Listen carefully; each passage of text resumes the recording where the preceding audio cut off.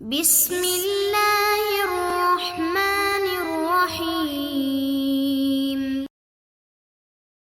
اعوذ باللہ من الشیطان الرجیم، بسم اللہ الرحمن الرحیم۔ عزیز طلبہ کرام، آج ہم المنطق للمظفر صدغم کا سبق نمبر 22 پڑھنے جا رہے ہیں، اور آج انشاءاللہ بیان کریں گے قضیہ مرکبہ کی اقسام کو۔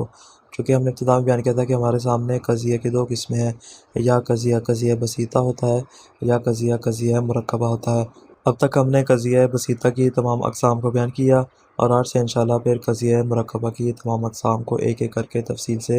بیان کریں گے۔ مصنف فرماتے ہیں کہ قبل اس کے کہ ہم قضیہ مرکبہ کی اقسام کو بیان کریں، بطور مقدمہ آپ کے سامنے چند ایک نکات کو یہاں پہ بیان کرنا ضروری ہے۔ پہلا نکتہ یہ ہے کہ قضیہ مرکبہ ہمیشہ دو قضایہ بسیطہ میں تحلیل ہوتا ہے، چونکہ ہم نے کہا تھا کہ قضیہ بسیطہ ہمیشہ قضیہ واحد ہوتا ہے، اور جو قضیہ مرکبہ ہوتا ہے وہ ہمیشہ دو سے زیادہ قضایہ سے مل کر بنتا ہے۔ فرماتے ہیں جو قضیہ مرکبہ ہمارے سامنے ہوگا وہ ہمیشہ دو قضایہ بسیطہ میں تحلیل ہوگا، اس طرح کے جو جزء اول ہوگا، چونکہ دو قضایہ ہیں تو ان قضایہ میں سے جو پہلا قضیہ ہوگا، جو پہلا جز ہوگا، وہ اپنے تمام تر متعلقات کے ساتھ بیان ہوگا، لیکن جو جزء ثانی ہے اس کی طرف صرف اشارہ کیا جائے گا، اور اشارہ کنایہ کرنے کے لیے ہم کچھ الفاظ استعمال کریں گے، کچھ ایسے کلمات استعمال کریں گے جو اس جزء ثانی کو بیان کریں گے۔ مثال کے طور پہ ہم لا دائماً یا لا بضرورہ وغیرہ انشاءاللہ آگے بیان کریں گے، اس طرح کے کلمات کو استعمال کر کے ہم کیا کریں گے، جزء ثانی کی طرف اشارہ کریں گے۔ تو کیا نتیجہ نکلا کہ قضیہ مرکبہ دو قضایہ بسیطہ سے مل کر بنتا ہے۔ پہلا قضیہ مکمل متعلقات کے ساتھ بیان ہوگا، جبکہ جو دوسرا قضیہ ہوگا فقط اس کی جانب اشارہ کیا جائے گا۔ دوسرا نکتہ یہ ہے کہ قضیہ مرکبہ میں موجبہ اور سالبہ ہونے کا معیار پہلا جز اور پہلا قضیہ ہے، یعنی ہم پہلے قضیے کو دیکھیں گے اور پہلے جز کو دیکھیں گے، اگر وہ موجبہ ہوا تو چاہے بعد والا سالبہ ہی کیوں نہ ہو، ہم اس سارے قضیہ مرکبہ کو موجبہ کا نام دیں گے۔ اسی طرح فرماتے ہیں کہ اگر پہلے والا جز قضیہ سالبہ ہو، بعد والا اگرچہ موجبہ ہی کیوں نہ ہو، پھر بھی ہم قضیہ مرکبہ کو سالبہ کا نام دیں گے۔ یہ ہوگا دوسرا نکتہ۔ تیسرا نکتہ یہ ہے کہ قضایہ مرکبہ میں ہمیشہ جزء اول جزء ثانی کے ساتھ کمیت میں موافق ہوگا، یعنی کمیت سے مراد یعنی کل اور جز ہونے کے اعتبار سے جو پہلا جز ہوگا، جو پہلا قضیہ ہوگا، وہ دوسرے قضیے اور دوسرے جز کے ساتھ موافق ہوگا۔ پس اگر پہلا جز کلی ہو تو دوسرا بھی کلی ہوگا، اگر پہلا جز جزئی ہوا تو دوسرا جز بھی کیا ہوگا، جزئی ہوگا۔ چوتھا نکتہ فرماتے ہیں کہ یہ ہے کہ سوال یہاں پہ اٹھتا ہے کہ ہمیں قضایہ مرکبہ کی آخر ضرورت ہی کیوں پیش آئی؟ اگر ہم قضایہ بسیطہ سے اپنے معافی ضمیر کو بیان کر سکتے ہیں تو ہمیں قضایہ مرکبہ کی طرف جانے کی کیا ضرورت ہے، اور ان کو تشکیل دینے کی، اور دو یا دو سے زیادہ قضایہ بسیطہ کو آپس میں ملا کر ایک نیا قضیہ مرکبہ تشکیل دینے کی کیا ضرورت ہے؟ مصنف فرماتے ہیں اگرچہ اس کی تفصیل جو ہے وہ ہر قسم کے ساتھ مکمل آ جائے گی کہ ہم نے یہ قضیہ تشکیل دیا تو اس کی وجہ کیا ہے، اس کی علت کیا ہے، لیکن فرماتے ہیں کہ بطور مثال صورتحال کو واضح کرنے کے لیے ہم یہاں پہ آپ کے سامنے ایک نمونہ پیش کرتے ہیں۔ فرماتے ہیں نمونہ کس انداز سے؟ فرماتے ہیں آپ نے پیچھے پڑھا کہ قضایہ بسیطہ کی جو ہم نے اقسام بیان کی ہیں ان میں سے ایک قسم ہے قضیہ مطلقہ عامہ۔ قضیہ مطلقہ عامہ کی مثال کیا ہے؟ اگر ہم کہتے ہیں کہ کل انسان کاتب بالفعل، یعنی انسان کے لیے جو کاتب ہونے کا حکم بیان کیا جا رہا ہے وہ فقط اور فقط خارج میں اس کی فعلیت کو بیان کرا، چونکہ مطلقہ عامہ میں یہی ہوتا ہے کہ فقط اور فقط خارج میں اس کی فعلیت کو بیان کیا جا رہا ہے بغیر کسی قید و شرط کے۔ فرماتے ہیں اب یہاں پہ کیا ہے، ہم نے آپ کو یاد ہوگا کہ وہاں پہ کہا تھا کہ یہ فقط بغیر کسی قید و شرط کے، بغیر کسی زمانے کے، بغیر دوام اور ضرورت کے کیا کر رہا ہے، انسان کے لیے کاتب ہونے کا حکم بیان کر رہا ہے۔ اس اعتبار سے ہم نے اس کو کہا تھا کہ یہ عامہ ہے، لیکن فرماتے ہیں کہ یہاں پہ اگرچہ اس بات کو تو ثابت کیا جا رہا ہے کہ انسان بالفعل کاتب ہے، لیکن فرماتے ہیں کہ یہ ہر حال میں ایسا ہوگا یا بعض حالات میں؟ آیا اس کا ہر حال میں ہمیشہ کاتب ہونا ضروری ہے یا ضروری نہیں ہے؟ فرماتے ہیں کہ یہ تمام کی تمام صورتوں کو شامل ہے، یعنی یہاں پر دو تین طرح کے ہمارے پاس احتمالات آ جائیں گے۔ بس ممکن ہے وہم کرنے والا، اعتراض کرنے والا اور احتمال عارض کرنے والا یہ وہم کر دے، یہ اشکال کر دے، اعتراض کر دے کہ موضوع کے لیے محمول کا ثبوت ضرورت بھی ہے یا فقط اور فقط فعلیت کو ہی بیان کر رہا ہے، یعنی فعلیت کے علاوہ آیا یہ بھی بیان کر رہا ہے کہ انسان ہر حال میں ہی کاتب ہوگا؟ آیا اس بات کو بیان کر رہا ہے کہ انسان کے لیے کاتب ہونا ضروری ہے، یا نہیں فقط اور فقط اس کے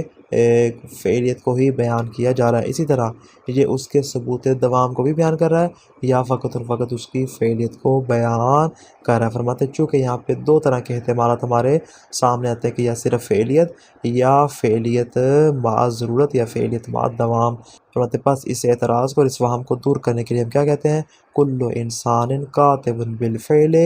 لا بضرورہ، یا کہتے ہیں لا دائمہ۔ اب دیکھیں یہاں پہ کل انسان کاتب الفعل یہ ایک قضیہ بسیطہ ہے اور لا بضرورہ یہ الگ قضیہ بسیطہ ہے۔ یہ پہلے والا جو قضیہ جزء اول ہے اپنے تمام متعلقات کے ساتھ بیان ہوا ہے، لیکن جو جزء ثانی ہے وہ فقط اور فقط لا بضرورہ سے کیا کر رہے ہیں؟ اشارہ کر رہے ہیں اسی پہلے قضیے کی جانب۔ اب یہ جو لا بضرورہ یا لا دائما ہم نے لگایا، یہ اس بات کو بیان کر رہا ہے کہ انسان کے لیے ہر حال میں کاتب ہونا ضروری نہیں ہے، انسان ہمیشہ کاتب ہوتا نہیں، یعنی اس ضرورت اور اس دوام کی یہاں پہ نفی کی جا رہی ہے اور فقط اس فعلیت کو بیان کیا جا رہا ہے۔ فرماتے ہیں پاس یہاں پہ کیا ہوا؟ یہاں پہ ان دو احتمالات میں سے ہم نے جو ضرورت اور دوام والا احتمال تھا اس کی نفی کر دی اور اس کے لیے فعلیت کو ثابت کر دیا۔ پس اس صورت میں فرماتے ہیں قضیہ مرکبہ کا پہلا جز موجبہ کلیہ اور دوسرا جز سالبہ کلیہ ہوگا، اور یہ دوسرا جز بیان کرے گا کہ طرف مقابل سے سلب ضرورت کو سلب کیا جا رہا ہے اور وہ صرف فعلیت کو ثابت کر رہے ہیں۔ حقیقت میں کیا کرے گا؟ یہ والا قضیہ دیکھیں آپ نے غور کیا ہوگا کہ ایجاب و سلب کے اعتبار سے اس کا متفق ہونا ضروری نہیں ہے، فقط کلیت اور جزئیت میں ان کا متفق ہونا ضروری ہے۔ گویا کہ آپ کے لیے بات یہ بھی واضح ہو چکی ہوگی کہ جو قضیہ مرکبہ ہوتا ہے اس میں پہلا جز اور دوسرا جز کمیت کے اعتبار سے برابر ہوتے ہیں، البتہ کیفیت کے اعتبار سے اور جہت کے اعتبار سے ان میں اختلاف پایا جاتا ہے۔ اب آگے مصنف اسی مثال کی وضاحت کرنے کے لیے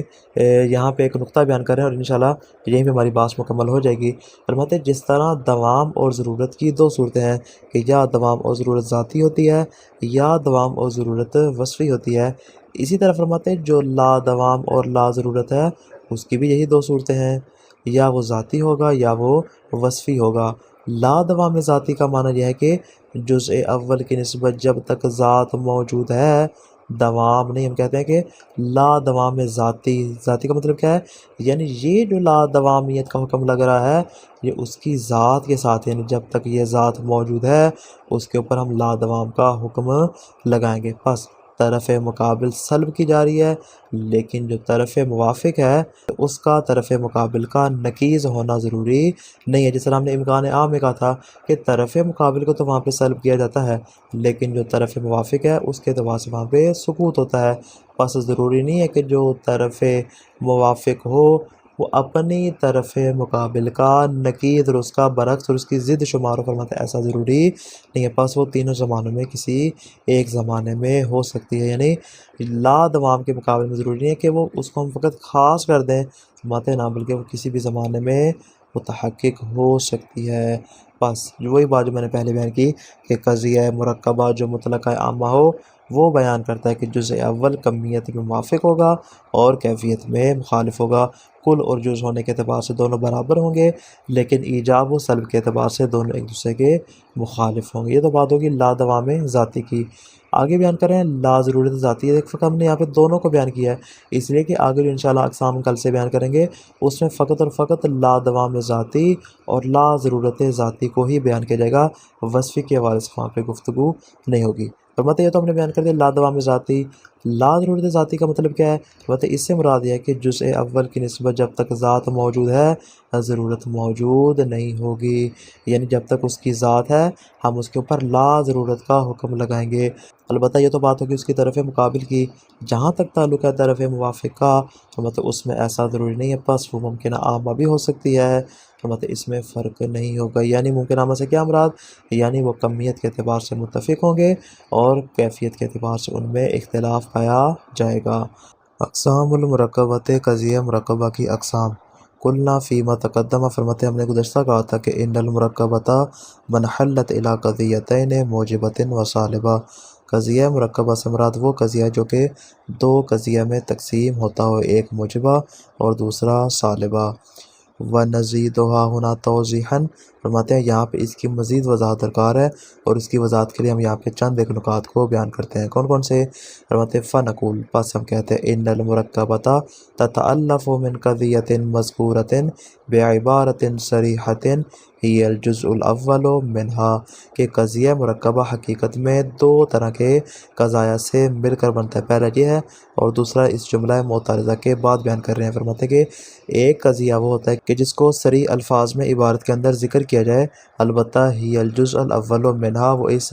قضیہ مرکبہ کا پہلا جز ہوگا جس کو اپنے تمام تر متعلقات کے ساتھ عبارت کے اندر بیان کیا جائے گا۔ اب اس میں فرق نہیں ہے، سواء کانت موجبۃ او سالبہ، چاہے وہ قضیہ موجبہ ہو یا وہ قضیہ سالبہ ہو۔ آگے فرماتے وَبِاعْتِبَارِ هَذَا الْجُزْءِ الصَّرِيحِ تُسَمَّى الْمُرَكَّبَةُ مُوجِبَةً وَسَالِبَةً۔ فرماتے ہیں آپ نے غور کیا ہوگا کہ جو اس میں دو طرح کے قضایا ہوتے ہیں، فرماتے ہیں اب ہم اس کو موجبہ اور سالبہ نام دیں گے تو کس اعتبار سے دیں گے؟ فرماتے ہیں اس کے موجبہ اور اس کے سالبہ ہونے کا معیار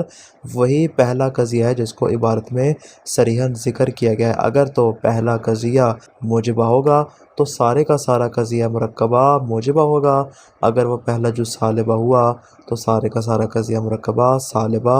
ہوگا۔ یہ وہی دوسرا نقطہ جو ہم نے ابتدا میں بیان کیا تھا۔ یہ جملہ معترضہ بیان کرنے کے بعد فرماتے ہیں کہ یہ والا جو قضیہ مرکبہ، تھوڑا سا اوپر جائیں گے، کہ یہ والا قضیہ مرکبہ تتألف مل کر بنتا ہے ایک قضیہ مذکورہ جو کہ عبارت میں بیان ہوا ہو، ومن قضیۃ اخرى، ایک دوسرے قضیہ سے مل کر بنتا ہے کہ تخالف الجزء الاول بالکیف، جو کیفیت کے اعتبار سے یعنی سالبہ اور جزیہ ہونے کے اعتبار سے پہلے جز کے اور پہلے قضیے کے مخالف ہوتا ہے، وتوافقہ بالکم، البتہ کمیت کے اعتبار سے کل اور جز کے اعتبار سے وہ کیا ہے، پہلے والے جز کے ساتھ موافق ہوتا ہے، در حالانکہ غیر مذکورۃ بعبارۃ صریحہ، البتہ اس جزء ثانی کو